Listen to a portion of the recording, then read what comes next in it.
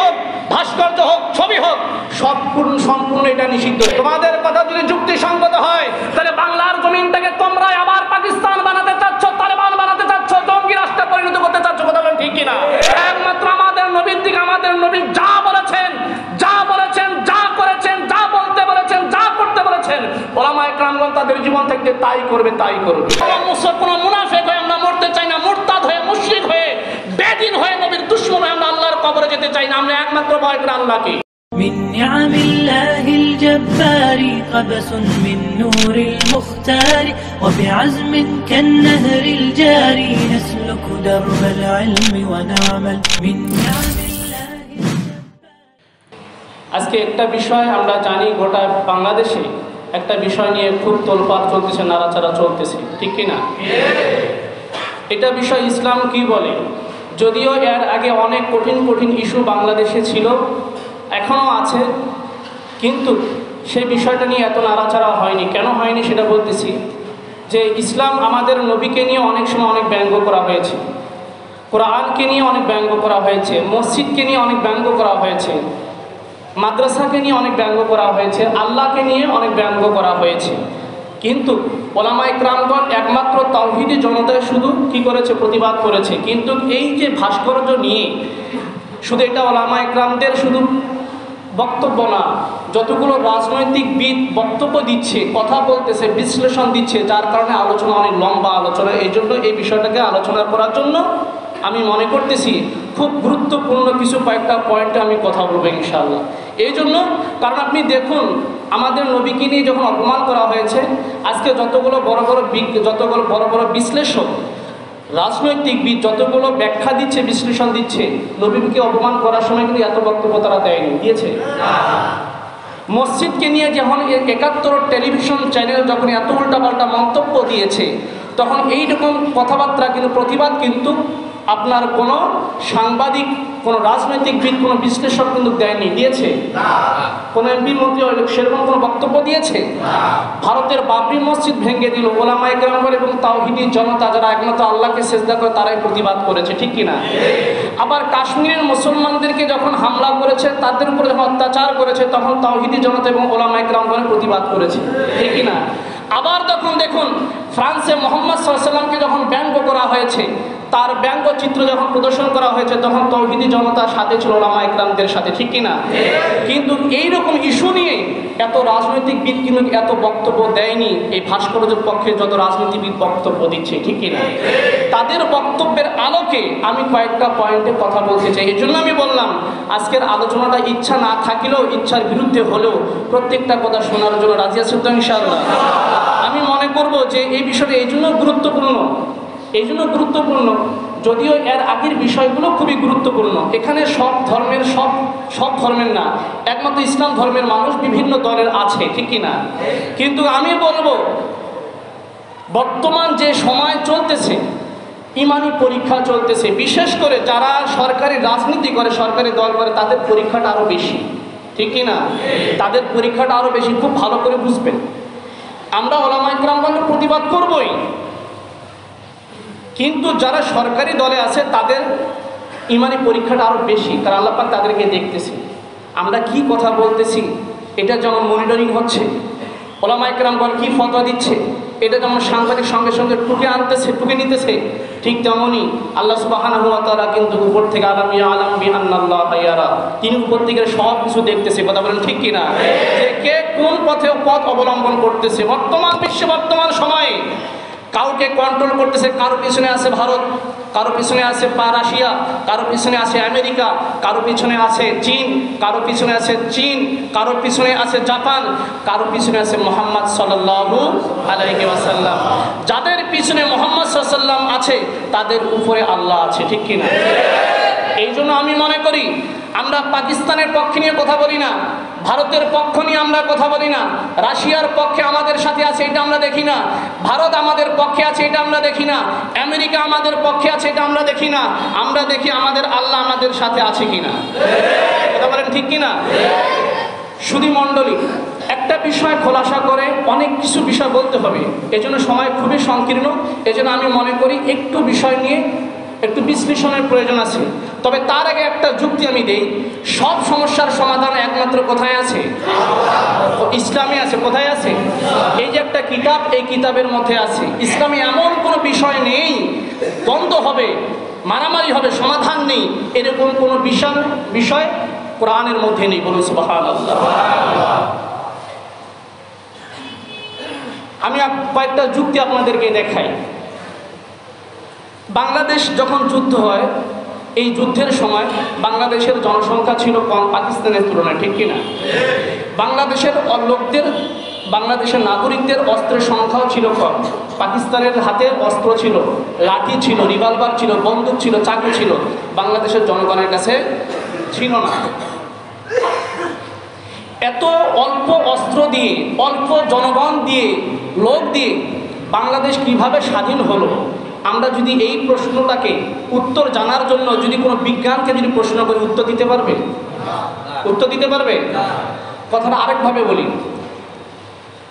আজকে আপনার বয়স 40 বছর, 60 বছর, 70 বছর, আমার বয়স 20 বছর, 25 বছর বা 30 বছর।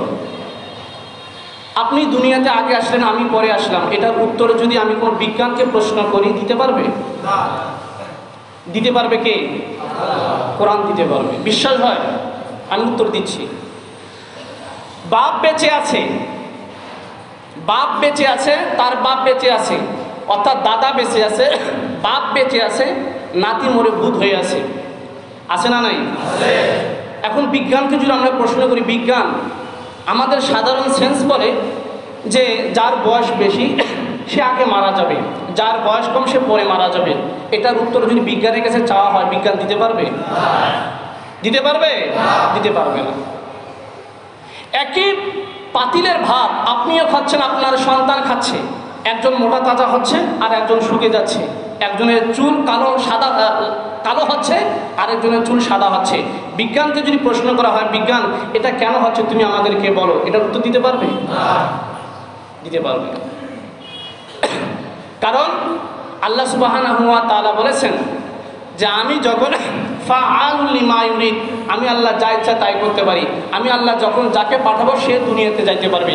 আমি আল্লাহ যখন যাকে নেওয়ার জন্য এরাদা করবো, ইচ্ছা করবো, আমি তখন তাকে দুনিয়া থেকে নিয়ে আসবো। কোনো বিজ্ঞান, কোনো মন্ত্র, কোনো তন্ত্র, কোনো যন্ত্র এখানে ব্যাখ্যা দিতে পারবে না, উত্তর দিতে পারবে না। কথা ঠিক কিনা? উত্তর আছে কোথায়? একমাত্র কোরআনে। এখন এই যে ভাস্কর্য বা মূর্তি, প্রতিমা, ছবি, এই যে চারটা বিষয়, ছবি, প্রতিমা, ভাস্কর্য, মূর্তি, এই চারটা বিষয় নিয়ে একটা বর্তমান সমাজে খুব বড় একটা দ্বন্দ্ব চলতেছে। চলতেছে কিনা? চলতেছে। এটার সমাধান আমরা যদি তুরস্কের কামাল আতাতুর্ক পাশাকে যদি জিজ্ঞেস করি, সে আমাদের দলিল না। আমরা যদি রাশিয়ার দিকে লক্ষ্য করি, রাশিয়া আমাদের দলিল না। সৌদি আরব আমাদের দলিল না। পাকিস্তান আমাদের দলিল না। চীন আমাদের দলিল না। ভারত আমাদের দলিল না। আমাদের দলিল কোরআন এবং হাদিস। কারণ যখন আপনি যুক্তির দিকে যাবেন তখন কখনোই আপনার মুক্তি মিলবে না, শুধু তর্ক বাড়বে, তর্ক বাড়বে। কথা ঠিক কিনা? যখন আপনি কোরআনকে মেনে নেবেন, হাদিসকে যখন মেনে নেবেন, তখন সব সমস্যার সমাধান হয়ে যাবে, কোনো দ্বন্দ্ব হবে না, ফাসাদ হবে না। ঠিক কিনা? কিন্তু আমরা আজকে যুক্তির দিকে তাকাচ্ছি। তাদের যুক্তির আলোকে আমি কয়েকটা যুক্তি পেশ করব। আমাদেরকে আমরা যখন কথা বলি তখন অনেক দিক থেকে বলা হয় যে আপনি কোরআন হাদিস থেকে বলবেন। কোরআন হাদিস থেকে আপনি বলেন কোথায় ভাস্কর্য তৈরি করার কথা আছে? কথা বলেন। আমরা যখন সেই বিষয়টা নিয়ে যখন কথা বলি তখন তারা মনে করে এটা রাজনৈতিক বিষয়, রাজনৈতিক মানে কাজ, অতএব এটা বলা যাবে না।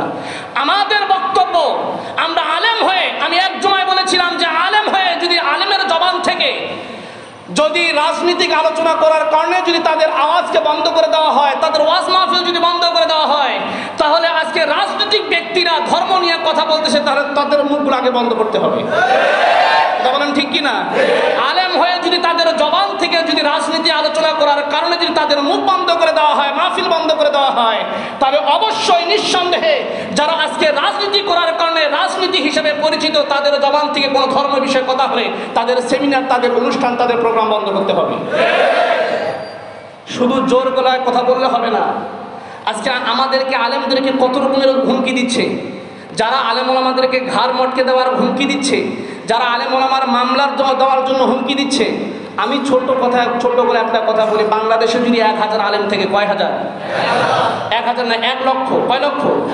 1 লক্ষ না, যদি 10 লক্ষ আলেম থেকে কয় লক্ষ?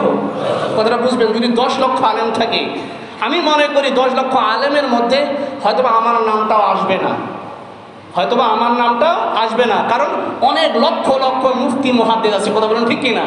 আমার নামটাও আসবে না। কিন্তু আমি বলতে চাই, আমি ছোট্ট একটা ক্ষুদ্র আলেম হয়ে বলতে চাই, যারা আজকে আলেমরা আমাদের ঘাড় মটকে দেওয়ার কথা বলতেছে, আমরা তোমাদেরকে হিসাবে রাখি না, কথা বলেন ঠিক কিনা? আমরা তোমাদেরকে গুনতিতে রাখি না। তোমাদের হাতে লাঠি আছে, তোমাদের হাতে অস্ত্র আছে, যার জোরে তোমরা আজকে কথা বলতেছো, তোমাদের হাতে যে লাঠি, ওই লাঠি আমাদের হাতে দিয়ে তোমরা রাস্তায় আসো, পরীক্ষা হয়ে যায় কার গায়ে কতটুকু শক্তি আছে, ঠিক কিনা? কারণ তারা আজকে সামান্য আলেমুলামার বিরুদ্ধে, আলেমুলামাদেরকে মোল্লা বলে, কাঠ মোল্লা বলে গালি দিচ্ছে, জঙ্গি বলে গালি দিচ্ছে, রাজাকার বলে গালি দিচ্ছে, তালেবান বলে গালি দিতেছে। আজকে 60টা দল একত্রিত হয়েছে। কয়টা দল? পত্রিকা দেখেছেন না আপনারা? 60টা দল একত্রিত হয়েছে আলেমুলামাদের বিরুদ্ধে, তালেবানদের বিরুদ্ধে। 60টা দল একত্রিত হলে 60 জনকে খুঁজে পাওয়া যায় না, কথা বলেন ঠিক কিনা? কিন্তু আমি একটা ছোট্ট আলেম হয়ে যদি আজকে মূর্তির বিরুদ্ধে, প্রতিমার বিরুদ্ধে, ভাস্কর্যের বিরুদ্ধে যদি আমি আজকে আন্দোলনে ডাকি, হাজার হাজার আলেম, হাজার হাজার মুসল্লি এটার বিরুদ্ধে রাস্তায় নামবে, ঠিক কিনা? তাহলে আমরা কি জনগণ না? আমরা কি দেশের নাগরিক না? আমাদের কথার কোনো দাম নেই, আমাদের আন্দোলনের কোনো দাম নেই। শুধু দাম কি ছাত্রলীগ, যুবলীগের কথায় কি দাম আছে? তাহলে আমরা কি দেশের জনগণ না? আমরা কি দেশের নাগরিক না? আজকে কোন সাহসে, কোন হিম্মতে যে আলেম আমাদেরকে কালিমা পড়ে মুসলমান বানিয়েছে, যে আলেম ইজাব এবং কবুলের মাধ্যমে আমাদেরকে হালাল করেছে, যারা আমাদের জন্মের পরে যারা আমাদের কানে আজান দিয়েছে, মৃত্যুর পরে যারা আমাদের জানাজা করায়, যারা আমাদের হালাল হারামের শিক্ষা দেয়, সে আলেম ওলামাদেরকে জঙ্গি তালেবানে বলে গালি দিচ্ছে। কোশ্চিনকালেও বাংলার জনগণ এটা মানবে না। তোমরা স্লোগান দিচ্ছ আলেম ওলামাকে ধরো আর মামলায় দাও, তাদের সুরক্ষা হবে না। বাংলাদেশের আলেম ওলামা তখন স্লোগান দিবে, বাংলাদেশের আলেম ওলামা তখন আওয়াজ তুলবে, একটা একটা করে ইসলামের দুশ্মন ধরো আর মাটির মধ্যে পুঁতে রাখো। কারণ তোমরা যখন কথা বলো শক্তি, তোমরা যে শক্তিতে কথা বলো, হয়তো সরকারি শক্তি, ভারতের শক্তি, রাশিয়ার শক্তি, আমেরিকার শক্তিতে কথা বলো, কিন্তু যাদের অন্তর ঈমান আছে, যারা কালিমা লা ইলাহা ইল্লাল্লাহ যারা পড়েছে, তাদের শক্তি দেন কে? একমাত্র আল্লাহ দেন। তারা আল্লাহর শক্তিতে কথা বলে, দুনিয়ার কোনো শক্তিকে তারা পরোয়া করে না, গুনতিতে ধরে না। শুধু মণ্ডলী, এই যে অনেক বিষয়, আজকে এত বিষয় নিয়ে এত কথা বলছে, টিটকারিমূলক কথা বলতেছে, আলেম ওলামা সমাধান দিচ্ছে যে আসলে মূর্তি এবং ভাস্কর্যের মধ্যে কি পার্থক্য, আলেম ওলামা কেন এটার বিরোধিতা করতেছে। আমি একটা ছোট্ট একটা এক্সাম্পল দেই, খুব ভালো করে বুঝবেন। যদি বঙ্গবন্ধু শেখ মুজিবুর রহমানের যদি ভাস্কর্য যদি হয়ে যায়, জোর করে মানুষের ইচ্ছার বিরুদ্ধে যদি হয়ে যায়, তাহলে বলুন তো ভাই, আপনারা কোনদিন সেখানে ফুল দিতে যাবেন? কথা বলতে হবে। আপনারা সেখানে ফুল দিতে যাবেন? শ্রদ্ধা দিতে যাবেন? অনেকে হয়তো বলতেছে এটা বলা যাবে না কেন, যদি আমরা বলি তো হয়তো এটা একটা মার্ক হতে পারে যে আমরা সবাই বঙ্গবন্ধুর বিরুদ্ধে। আমরা বঙ্গবন্ধুর বিরুদ্ধে না, আমরা ভাস্কর্যের বিরুদ্ধে। কথা বলেন ঠিক কিনা? আমরা বঙ্গবন্ধুর জন্য দোয়া করি, সে বাংলাদেশে স্বাধীন করার জন্য অনেক বড় যথেষ্ট ভূমিকা রেখেছে, কথা ঠিক কিনা?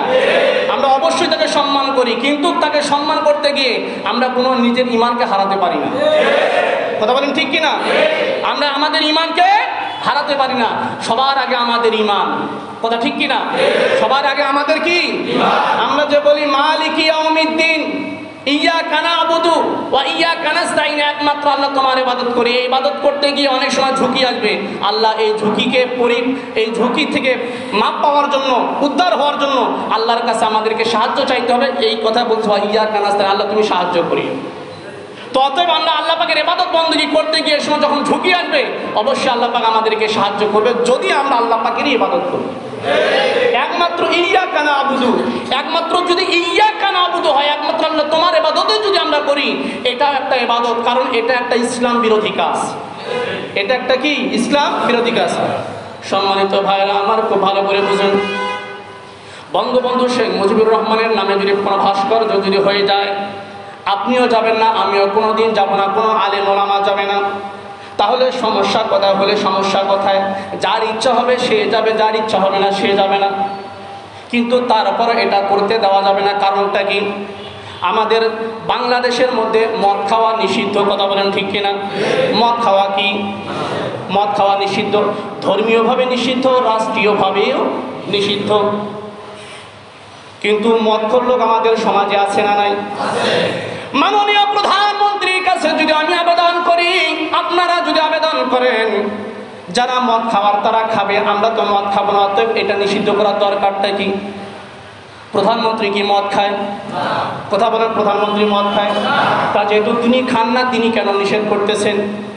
কারণ তিনি জানেন এটা সে খাবে না, ঠিক আছে, কিন্তু এটা দ্বারা যুব সমাজ নষ্ট হয়ে যাবে। কথা ঠিক কিনা?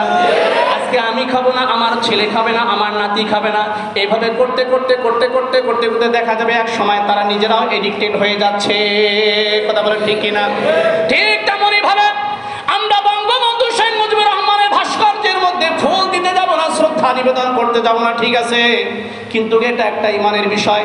এমন একটা সময় আসবে, আস্তে আস্তে আস্তে আস্তে আমরা ফুল দিতে যাব না, শ্রদ্ধা নিবেদন করতে যাব না, সালাম দিতে যাব না, কোনো ভক্তি শ্রদ্ধা করতে যাব না, কিন্তু এক সময় দেখা যাচ্ছে আপনি করবেন না, আমি করব না, কিন্তু এক সময় দেখা যাবে আপনার আমার সমাজের লোকেরা, বন্ধু বান্ধবরা আস্তে আস্তে তাদের ইমানকে বিক্রি করার জন্য সেখানে যাবে।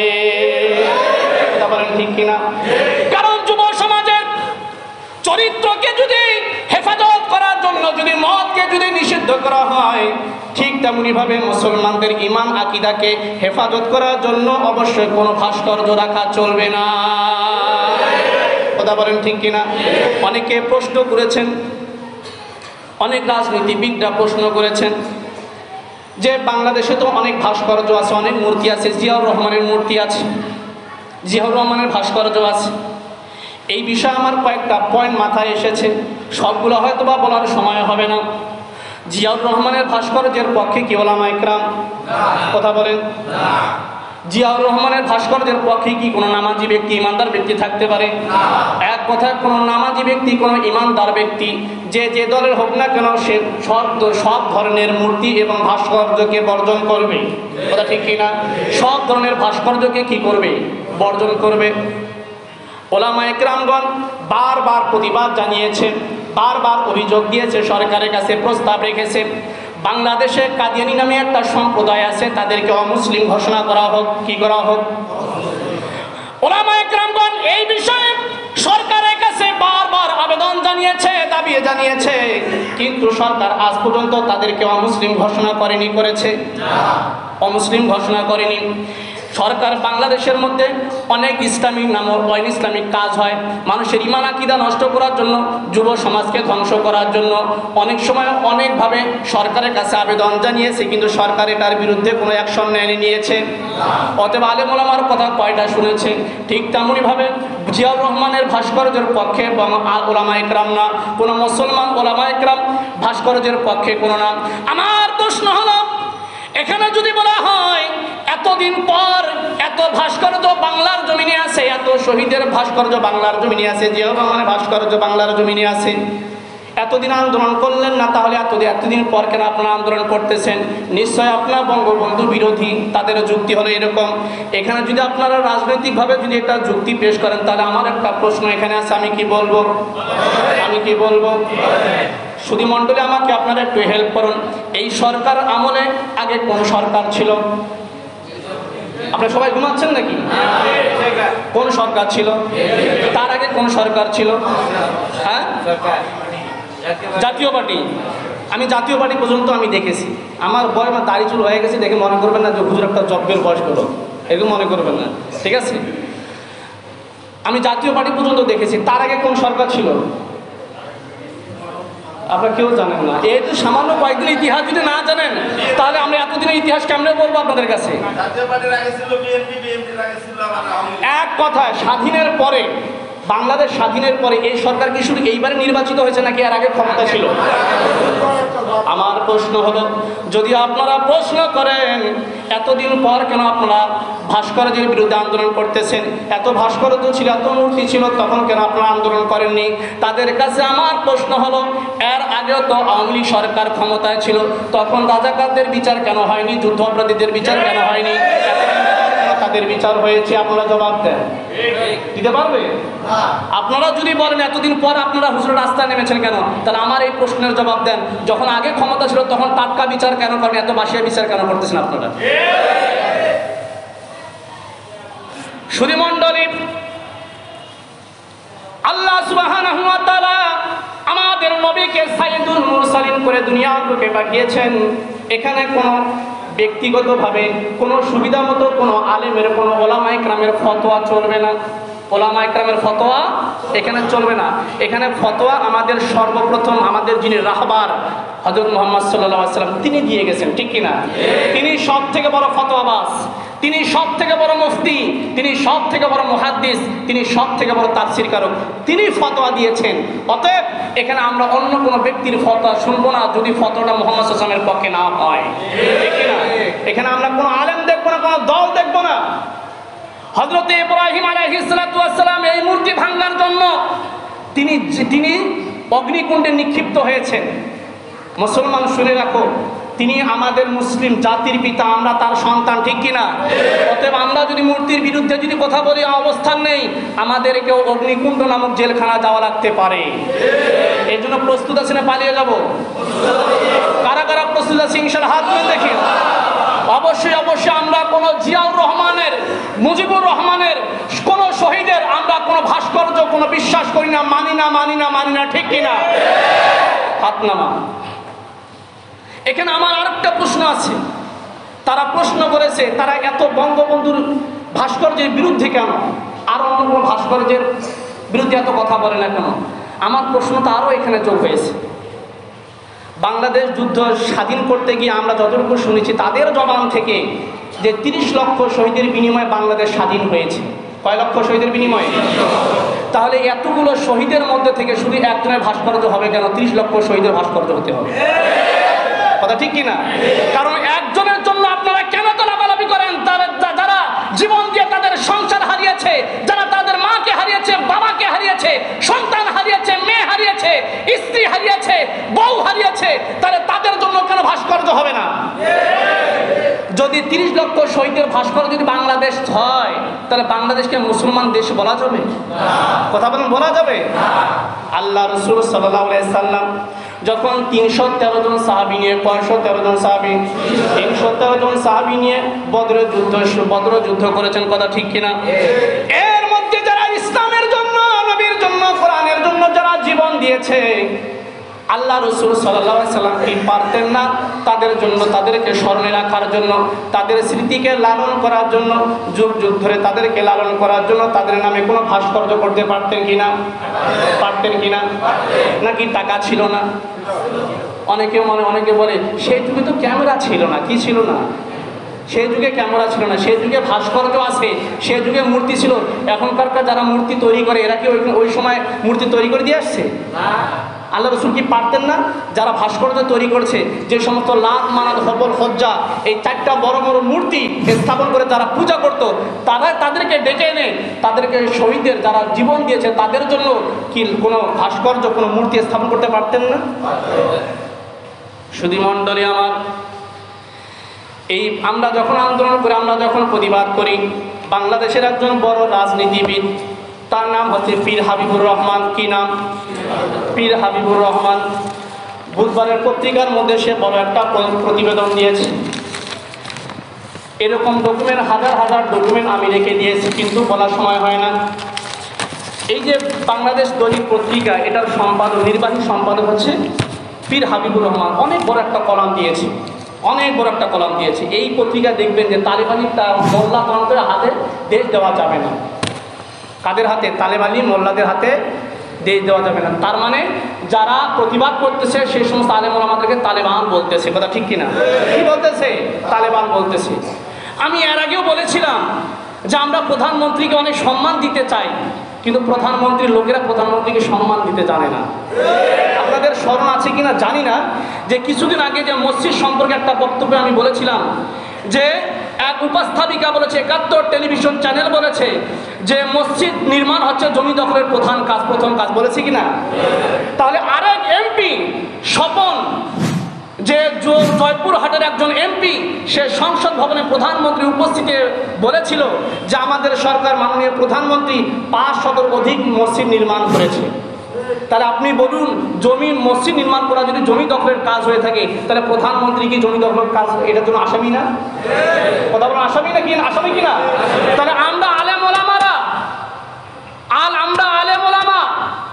মাননীয় প্রধানমন্ত্রীকে নাম দিয়েছে, ওলামা একরামগণ নাম দিয়েছে কওমি জননী, অথচ সেই সরকারের লোকেরা আলেম ওলামাদেরকে কুত্তার বাচ্চা বলে গালি দিয়েছে। মনে আছে আপনাদের? মনে আছে? তাহলে আলেম ওলামা যদি কুত্তার বাচ্চা হয়, তাহলে আলেম ওলামাকে কওমি জননী বলা হয়েছে শেখ হাসিনাকে, তাহলে গালিটা কি শুধু আমাদের কাছে থাকে নাকি প্রধানমন্ত্রী পর্যন্ত চলে যায়? আমরা সম্মান দিতে জানি। যারা আজকে আমাদের প্রতিবাদ দেখে বলতেছে বাংলাদেশটাকে এরা পাকিস্তান বানাতে চায়, বাংলাদেশটাকে এরা তালেবান বানাতে চায়, ইরান বানাতে চায়, ইরাক বানাতে চায়, তালেবান বানাতে চায়, অথচ দেখুন তারাই কথায় কথায় বলতেছে ইরাকের মধ্যে ভাস্কর্য আছে, ইরানের মধ্যে ভাস্কর্য আছে, সৌদি আরবের মধ্যে ভাস্কর্য আছে, এমনকি পাকিস্তানের কথা উল্লেখ করেছে যে পাকিস্তানের মধ্যেও ভাস্কর্য আছে। তার মানে বোঝা যাচ্ছে তোমরা বাংলাদেশটাকে পাকিস্তান বানাতে চাচ্ছ। বলেন ঠিক কিনা? তোমাদের কথা যদি যুক্তিসঙ্গত হয়, তাহলে বাংলার জমিনটাকে তোমরা আবার পাকিস্তান বানাতে চাচ্ছ, তালেবান বানাতে চাচ্ছ, জঙ্গি রাষ্ট্রে পরিণত করতে চাচ্ছ। কথা বলেন ঠিক কিনা? কিন্তু আমরা কথায় কথায় আমরা যখন শরীয়তের দলিল দেই, তখন আমরা সৌদি আরবের দিকে তাকাই না, ইরান ইরাকের দিকে তাকাই না, তুরস্কের দিকে তাকাই না, আমরা ভারতের দিকে পাকিস্তানের দিকে তাকাই না, আমরা তখন তাকাই মদিনার দিকে। কথা বলেন ঠিক কিনা? একমাত্র আমাদের নবীর দিকে, আমাদের নবী যা বলেছেন, যা করেছেন, যা বলতে বলেছেন, যা করতে বলেছেন, ওলামা একরামগণ তাদের জীবন থেকে তাই করবে। শুধু মণ্ডলী, আরেকটি কথা বলতে চাই। আল্লাহ পাক রব্বুল আমিন কোরআনুল কারীমের মধ্যে বলেছেন, ইয়া আইয়ুহাল্লাযীনা আমানু কুতিবা আলাইকুমুল কিসাসু ফিল কতলা আল হুররু বিল হুররি ওয়াল আবদু বিল আবদি ওয়াল উনসা বিল উনসা। কোরআনুল কারীমের মধ্যে আল্লাহ সুবহানাহু ওয়া তাআলা বলেছেন হত্যার বদলে হত্যা, এটা শরীয়তের একটা ফরজ আইন। কথা বলেন ঠিক কিনা? হত্যার বদলে হত্যা। বঙ্গবন্ধু শেখ মুজিবুর রহমানকে হত্যা করা হয়েছে, এর জন্য আমরাও বিচার চাই। কিন্তু শুধু একমাত্র বঙ্গবন্ধুর বিচার, খুনিদের বিচার হবে এমনটা নয়, আরো যতগুলো শহীদ হত্যা হয়েছে, জীবন দিয়েছে, ওই সমস্ত খুনিদেরও বিচার হওয়া দরকার আছে। কথা বলেন ঠিক কিনা? আজকেও যারা প্রকাশ্যে মাদ্রাসার সামনে, স্কুলের সামনে, কলেজের সামনে, রাস্তাঘাটে, দোকানপাটে যারা বিভিন্ন জায়গায় মানুষদেরকে গুলি করে, জবাই করে, লাঠি দিয়ে পিটিয়ে মারতেছে, ওই সমস্ত ব্যক্তিদেরও খুনের আওতায় আনতে হবে। কথা বলেন ঠিক কিনা? শুধু একজনের জন্য খুনের বদলা হবে, আইন পাস হবে, এটা বাংলার জনগণ মানবে না। দেশের আইন সমান হতে হবে, এটাই হচ্ছে আমাদের স্লোগান। কথা ঠিক কিনা? শুধু একজনের বিচার হবে আর বাকিগুলোর বিচার হবে না, তা হবে না। সম্মানিত ভাইরা আমার, এখন আসি একটা মজার কথায়। ওলামা একরামগণ অনেক ফতোয়া দিয়েছে। ফতোয়া দিতে দিতে এখন কিছু কিছু সুবিধাবাদী আলেমদের কাছ থেকে ফতোয়া নেওয়া হয়েছে। সুবিধাবাদী আলেমদের কাছ থেকে কি নেওয়া হয়েছে? ফতোয়া নেওয়া হয়েছে। আমার একটা মজার গল্প মনে পড়লো, বলবো কি? শুধু এটা গল্প না, হাসানোর জন্য না, আপনাদেরকে মনোরঞ্জনের জন্য না, শিক্ষার জন্য, যে বিষয়টা কোন দিকে যাচ্ছে। এক ধনী ছেলে, ধনী ঘরের সন্তান। ধনী লোকের সাধারণত একটু আকাঙ্ক্ষা বেশি থাকে, ঠিক কি না? আকাঙ্ক্ষা কি থাকে? টাকা পয়সা বেশি। আল্লাহ পাক মদ নিষিদ্ধ করেছে, সে চিন্তা করছে আল্লাহ মদ নিষিদ্ধ করলো কেন, এটা একটু খেয়ে দেখি তো। মদ খেয়ে দেখছে যে মদটা আসলে একটা ভালো জিনিস না, অতএব এটা খাওয়া যাবে না। ওই লোক চিন্তা করে দেখলো আল্লাহ পাক জুয়া নিষিদ্ধ করেছে, কেন জুয়া নিষিদ্ধ করেছে, জুয়া খেলে দেখি তো। একদিন জুয়া খেলে দেখে তার জুয়ার প্রতি একটা আকর্ষণ বেড়ে গেছে, আগ্রহ বেড়ে গেছে, অথচ সে চিন্তা করলো না জুয়া খেলা যাবে না। তো এইভাবে বিষয় চিন্তা করতে করতে সে বলতেছে যে আল্লাহ সুবহানাহু ওয়া তাআলা বিবাহিত মেয়েকে তালাক দিতে নিষেধ করেছে। তালাক দেওয়ার পরে সেই স্ত্রীকে অন্য জায়গায় বিবাহ না হওয়া পর্যন্ত, সংসার না হওয়া পর্যন্ত কি করা যাবে না? বিবাহ করা যাবে না। তো দেখি তালাক দেওয়ার পরে স্ত্রীকে যেহেতু হারাম করা হয়েছে ইসলাম, তত স্ত্রীকে একবার তালাক দিয়ে দেখতে কি হয়। সে খুশি করে, ভালোবাসার আলোকে সে তার বউকে কি দিয়েছে? 3 তালাক দিয়েছে। এখন বলুন তো, ভালোবাসার পরে তালাক দেওয়া যদি দেয়, তালাক হবে কি হবে না? হবে। এখন মসজিদের ইমাম সাহেবের কাছে গেছে, হুজুর আমি তো এই কাজ করছি। ইমাম সাহেব একবার কঠোর বলছেন, না তালাক হয়ে গেছে, তালাক অন্য জায়গায় বিবাহ পর্যন্ত আপনার স্ত্রী আপনার জন্য, আমার জন্য যেমন হারাম, আপনার জন্য ঠিক তেমনই হারাম। মাসলা একবারে খাঁটি, কথা ঠিক কিনা? একবারে কি খাঁটি। কিন্তু বাংলাদেশে অনেক হুজুর আছে, আপনি আরেকজনের বউকে বাইর করে নিয়ে যান, হুজুরকে একবারে 500 টাকার নোট একটা দিয়ে দেন, দেখবেন 3 কবুল বিয়ে করে দিচ্ছে, কথা ঠিক কিনা? এরকম হুজুর আছে না নাই? যে রাসূল সাল্লাল্লাহু আলাইহি ওয়াসাল্লাম বলেছেন কিয়ামতের ময়দানে যে সর্বপ্রথম একদল আলেম জাহান্নামে যাবে, বোঝা যাচ্ছে যে আলেমগুলো জাহান্নামে যাবে তার মধ্যে এরা একদল, কথা ঠিক কিনা? এরা টাকা দিয়ে আরেকজনকে কি করে দেয়, আরেকজনের বউকে আরেকজনের কাছে বিয়ে দিয়ে দেয়, কথা ঠিক না? তো যখন হুজুরের কাছে আসছে, হুজুরের কথা শুনে এই ব্যক্তি এখন মন খারাপ করছে, রাস্তার মধ্যে আরেকজন হুজুরের সাথে দেখা, মন খারাপ। তো কী ব্যাপার, তোমার কি সমস্যা কি? তো বলতেছে যে এইগুলো ব্যাপার, আর বেশি কাউকে বলা যাবে না। বলে সমস্যা কি বলো? তো বলতেছে যে আমি তো খুশি করে একটা পরীক্ষার জন্য আমি তো আমার বউকে তালাক দিয়েছি। এখন হুজুরও জানে এটা হচ্ছে মালদার পার্টি। কি দার পার্টি? কথা বলেন, টাকাওয়ালা পার্টি। এখন দেখছে যে না আসলে একে কিছু ম্যানেজ করা যাবে, কিছু কামাই করা যাবে। বলছে আরে তোমার তো তালাক হয়নি। বলে কেন? তোমার তো তালাক হয়নি। বলে তুমি যখন বিয়ে পড়িয়েছো, বিয়ের সময় তোমাকে হুজুর কি বলেছিলেন যে তুমি এই মেয়েটাকে পছন্দ করো, বিয়ে করবে, এই জন্য তুমি বলো কবুল। তুমি কি বলেছিলে? বলছে হ্যাঁ কবুল বলছিলাম। আরে কবুল না, কবুল। কি বলেছে? কবুল। তোমার তো বিয়ে হয়নি। এই লোকটা এখন মহা খুশি, এখন কিছু টাকা হুজুরের হাতে দিয়েছে। হুজুর আপনি আমাকে বাঁচাইলেন, আপনি আমাকে বাঁচাইলেন। এই টাকা নিয়ে খুশির ঠেলা বাড়ির দিকে যাচ্ছে, বাড়ির আগে আরেকজন হুজুরের সাথে দেখা। কয়েকজন হুজুরের সাথে দেখা? আরেকজন হুজুরের সাথে দেখা। কি ব্যাপার এত খুশি খুশি মনে হচ্ছে? ভাই অনেক বড় বিপদ থেকে এটা বাঁচলাম, অমুক হুজুর বাঁচাইছে। বলে কি? বলে আমি আমার বউকে তালাক দিয়েছি, কিন্তু হুজুর বলছে তালাকে হয়নি। তাহলে কি করতে হবে? আবার নতুন করে বিয়ে পড়াতে হবে। এই জন্য হুজুর এই কথা বলেছে। বলছে ভাই আপনি কালিমাটা বলেন তো। বলছে লা ইলাহা ইল্লাল্লাহ মুহাম্মাদুর রাসূলুল্লাহ। আর ভাই আপনার তো বিয়েই হয়নি, আপনার তো কালিমাই ঠিক হয়নি, আপনি তো বিধর্মী এখনও আছেন। আপনাকে কালিমা করে মুসলমান হলে আপনার স্ত্রী আপনার কাছে থাকবে। এ এখন চিন্তা করতেছে বাপরে ওই হুজুরের চেয়ে আরো বড় হুজুর, আর আমাদের মসজিদের হুজুর একবারে কিচ্ছু জানে না, কোনো মাসলাই জানে না। কথা বোঝা গেছে? এখন ওই হুজুরের কাছে দৌড়ে এসে বলছে হুজুর টাকা ঘুরে দেন, টাকা ঘুরে দেন, আপনি আমাকে ভুল মাসলা দিয়েছেন। কয় কি? কয় এইগুলো ব্যাপার, আমার তো কালিমায় ঠিক নেই, আমি তো মুসলমানে না, আমি তো এখন বউকে খালি কবুল করলে তো আমার বউ হালাল হয়ে যাবে, অতএব টাকা ঘুরে দেন, এই টাকা আমি ওনাকে দিয়ে দেবো। ওই হুজুর আমাকে বাঁচাইছে। এখন দুই হুজুরের মধ্যে দ্বন্দ্ব লেগে গেছে, দুই হুজুরের মধ্যে দ্বন্দ্ব লেগে গেছে। এ কয়েক বিয়ে হয় নাই, এ কয়েক মুসলমান না। এখন এই বিয়ের সমাধান করতে গিয়ে একজন বিচারককে ডাকা হয়েছে। যে বিচারককে ডাকছে এখন বলতেছে মাননীয় বিচারপতি তার বিয়ে হয় না কেন? সে বলছে কবুল, কিন্তু কবুল বলে কোনো শব্দ নাই, কবুল বলতে হবে বড় কব দিয়ে, তখন বিয়ে শুদ্ধ হবে। তখন বিচারক চিন্তা করতেছে যে আমিও তো এইভাবে খেয়াল করিনি, তার মানে আমার যে তিনটা ছেলে তো হারামজাদা হয়ে গেছে। তিনটা ছেলে কি হয়ে গেছে? হারামজাদা হয়ে গেছে। এখন চিন্তা করতেছে হুজুর তাহলে কি হবে? বলে যে কালিমা পড়তে হবে আগে শুদ্ধভাবে, লা ইলাহা ইল্লাল্লাহ মুহাম্মাদুর রাসূলুল্লাহ যদি বলে ঠিক মতো তখন সে মুসলমান, তখন ইজারুল কবুলের মাধ্যমে বিয়ে হবে। তখন চিন্তা করতেছে তাহলে আমাকে আগে কালিমা পড়ে দেন। বিচারক কি বলতেছে? আমাকে আগে কালিমা পড়ে দেন। এখন চিন্তা করতেছে যে বলদের একজনও চিন্তা করতেছে না এই হুজুরা তাদেরকে বেঈমান, নাফরমান এবং যারও সন্তানের মধ্যে পরিণত করতে চাচ্ছে, কথা ঠিক কিনা? তাদের ইমানকে নষ্ট করতেছে, অথচ তাদের খেয়াল নেই, তারা মনে করতেছে হুজুরটা একবার জমজমাট হুজুর, কথা ঠিক কিনা? আজকে দেখবেন এই সময়ের মধ্যে কিছু চকচকা টুপি মার্কা পরা হুজুর আজকে মন মতো টাকার জন্য, গদির জন্য আজকে ফতোয়া দিতেছে, কথা বলেন ঠিক কিনা? বলতেছে কথা বলতে বলতে মূর্তি এবং ভাস্কর্যকে আলাদা করতে করতে এমনকি ভাস্কর্যের সাথে কাবা ঘরটাকে পর্যন্ত তারা যুক্ত করেছে, মোরাক্কাব করেছে, কথা বলেন ঠিক কিনা? বাংলার জনগণ তাওহীদের জনতা যদি ক্ষমতা পায়, বাংলার জনগণ হাতে তাওহীদের জনতা যদি সুযোগ পায়, কাবা ঘরের সাথে তোমার বেয়াদবির কারণে বাংলার প্রত্যেকটা তাওহীদি জনতা পা থেকে জুতাগুলো তোমার মুখে মারবে। কারণ তুমি দালালি করতে করতে তোমার ইমানকে বিসর্জন দিয়ে তুমি গোটা আলেম সমাজকে কলঙ্কিত করে বাংলার জাতির কাছে হেয় করেছো। আজকে তাদের কথা দেখুন, তাদের আশেপাশে অনেক বড় বড় লোক দিয়ে তাদেরকে দিয়ে সাংবাদিক সম্মেলন করতেছে, এটাই বড় হুজুর, এটাই জানে। আর এত বড় বড় হুজুর তাদেরকে কেউ চিনে না, কথা বলেন ঠিক কিনা? তারা কথায় কথায় বলতেছে যে কিছু লোক এটার বিরুদ্ধে করতেছে, কিছু লোক ভিডিও ফুটেজ নেই, এত ঢাকায় এত বড় বড় সমাবেশ হচ্ছে, ঠিক আছে ভোট ছাড়া শুধুমাত্র সংবাদ সম্মেলন, শুধুমাত্র সমাবেশ করার জন্য যদি আপনারা একত্রিত হতে দেন তাহলে দেখুন বাংলার জনগণ মূর্তির পক্ষে কয়জন আছে আর মূর্তির বিপক্ষে কয়জন আছে, কথা ঠিক কিনা? শুধু মণ্ডলী মজার বিষয় হলো সূরা সাবাতে রানী বিলকিসের কথা আছে, সুলাইমান আলাইহিস সালাতু ওয়াস সালাম, তাফসিরের যেহেতু সময় নেই কারণ কয়েকটা বিষয় বোঝাতে হবে।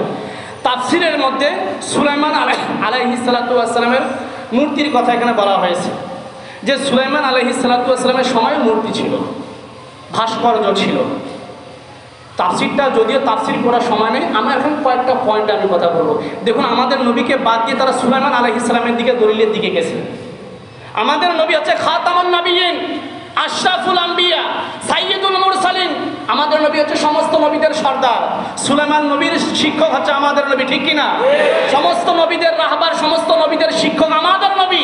আমাদের নবীর উপরে কোনো ফতোয়া চলে না, সব ফতোয়া বাতিল, ঠিক কি না? আমি চিন্তা করলাম যে রানী, যে সুলাইমান আলাইহিস সালামের বিলকিস, আপনার যে মূর্তির কথা যেহেতু এরা জানে, নিশ্চয় রানী বিলকিসের কথাও জানে।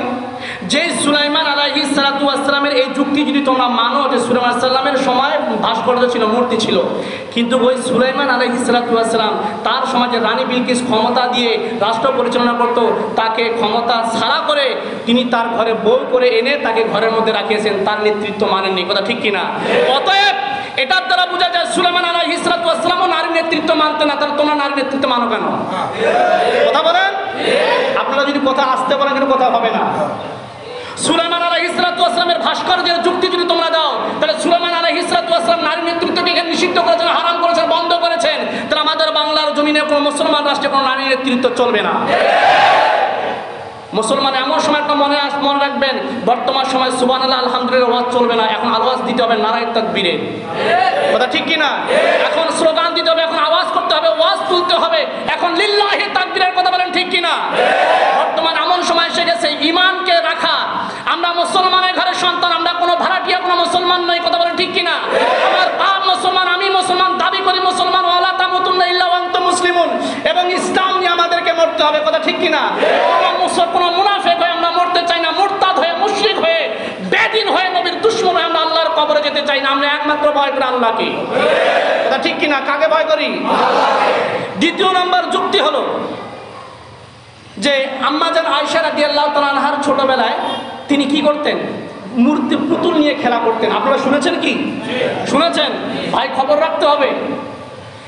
আম্মাজান আয়েশা রাদিয়াল্লাহু তাআলা ছোট্টবেলায় মূর্তি নিয়ে, পুতুল নিয়ে কি করতেন? খেলা করতেন, পুতুল নিয়ে খেলা করতেন। এটা দেখে হযরত মুহাম্মদ সাল্লাল্লাহু আলাইহি ওয়াসাল্লাম কোনো কিছু করেননি, বলেননি। তারা এটা মনে রাখছেন যে আম্মাজান আয়েশা ছোটবেলায় খেলা করতেন, অতএব এটা জায়েজ।